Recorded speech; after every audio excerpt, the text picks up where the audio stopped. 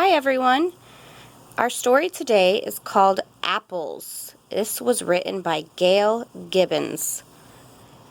This is a non-fiction story, which means that what it teaches us about apples is true. A lot of our non-fiction books have used photographs. This one still uses illustrations to show us the pictures. But the information that it tells us is true. So we're going to see what we can learn about apples. Open the front cover. There's our title page, Apples by Gail Gibbons. Turn. Story starts here. An apple is a fruit. It grows on an apple tree. Apple trees grow in more parts of the world than any other fruit tree.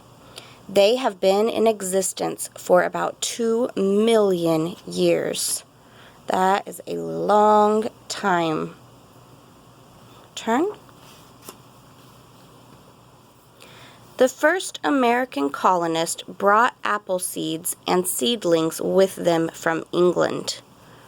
A seedling is a very young, small tree. So when they moved to America from England, they brought over baby apple trees to plant. As the colonists moved westward, they brought apple seeds and seedlings with them. Some settlers found that Native American Indians had already brought apple seeds west and had apple trees growing near their villages. So the Native American Indians who already lived here also planted apple trees. Many times during the early 1800s, John Chapman traveled throughout the wilderness of Ohio, Pennsylvania, and Indiana planting apple seeds. Also, he gave seeds and seedlings to the settlers there. He became known as Johnny Appleseed. We'll learn a lot about Johnny Appleseed.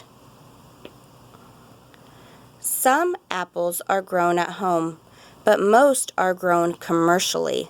That means for businesses. Turn. Each year, about 250 million bushels of apples are grown in the United States, and about 28 million bushels are grown in Canada. A group of apple trees is called an apple orchard. An apple is a firm, crisp, fleshy fruit with a hard center called a core. The core has 5 seed chambers. So this is a picture of a Macintosh apple. There's the stem. The red part on the outside is called the skin. The white part in the middle is called the fleshy part. The hard part in the middle is called the core. And the seed chambers, right here in this star shape, are called carpels. And inside of each chamber, there are some seeds. Turn. In the springtime, flowers called apple blossoms begin to bloom on the apple trees. Each blossom has to be pollinated in order for an apple to grow. The blossoms are usually pollinated by insects or by the wind. Pollination happens when a grain of pollen from a stamen lands on the stigma of another blossom. There's the stamen with pollen on it, and it has to land on the stigma in there. Those are a lot of scientific words. But if a bee lands in the flower, it gets pollen on it, and then it will go to another flower where it leaves pollen on the stamen. That's how they get pollinated for apples to grow. Turn. After a while, the blossoms begin to die and apples start to grow. There's the baby apples. Throughout the warm summer, the little apples grow bigger and bigger. Turn. These are drawings of golden delicious apples.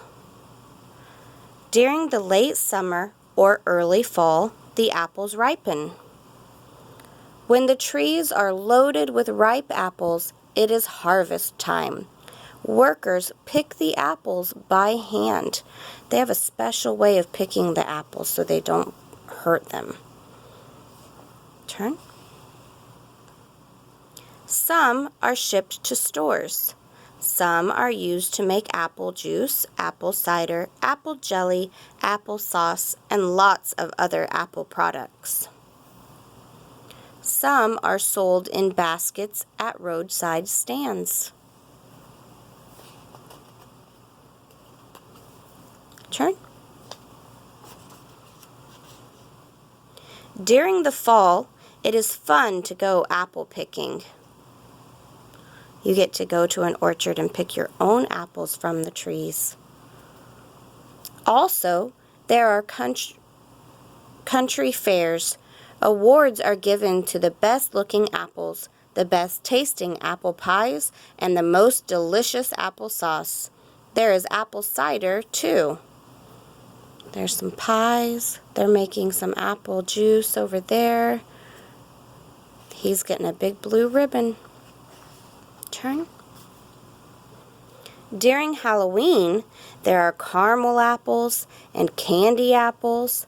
Some people bob for apples. When you bob for an apple, you have to put your face down in the water and try to bite the apple and pull it out with your mouth. Turn. When winter arrives, the apple tree branches become bare. The trees will become dormant until next spring. Dormant means alive, but not actively growing. They kind of hibernate like bears do. They're asleep during the winter, and when it warms up, they'll start growing again.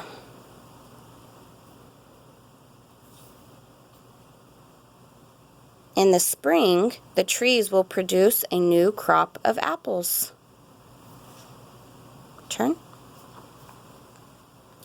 Apples have many tastes, ranging from sweet to tart. All apples are different shades of yellow, green, and red, or a mix of those colors. These are some common apples grown in North America where we are.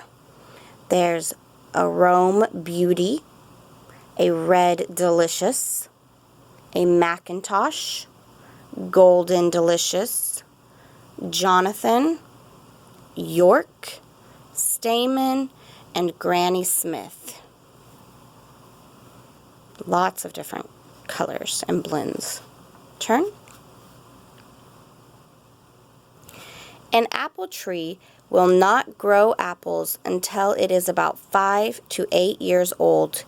Each spring, the tree branches are trimmed. This is called pruning. This page says how to plant and care for an apple tree. Number 1, it is best to plant a seedling in the fall, around the time school starts. Number 2, dig a hole that is big enough to give the seedling's roots room to grow. Remember, the seedling is the baby tree. 3, after placing the seedling into the hole, add topsoil.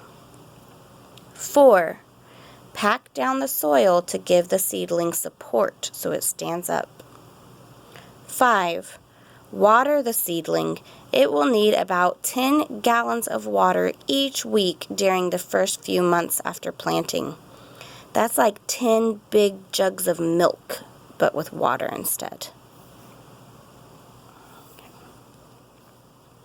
Most apple trees grow to be about 20 feet tall. The soil around the trees should be fertilized. The pruning and fertilizing helps produce lots of good apples. Turn. Make your own apple pie with the help of an adult. This has an apple a day apple pie recipe. It says number 1, place the dough for the bottom crust into a pie pan and trim off the edges. Number 2, peel and slice 6 to 8 apples. Granny Smith's and Jonathan's are good to use for apple pies because they are tart and stay firm when they are baked. Remove the cores, put the slices into the pie pan. 3. Mix half a cup of brown sugar, 1/4 a teaspoon of salt, 1/2 a teaspoon of cinnamon, and 1/4 a teaspoon of nutmeg. Sprinkle the mixture over the apples. 4. Put a layer of dough on top. Pinch down the edges and remove any extra dough. Poke little holes in the top. 5. Bake for 50 minutes at 425 degrees Fahrenheit. That's almost an hour. That would be something fun to do at home. This page shows us, here's how an apple cider press works. Number 1, the apples are dropped into the hopper where they are cut up. Number 2, the apple pieces drop into the tub until it is 3/4 full.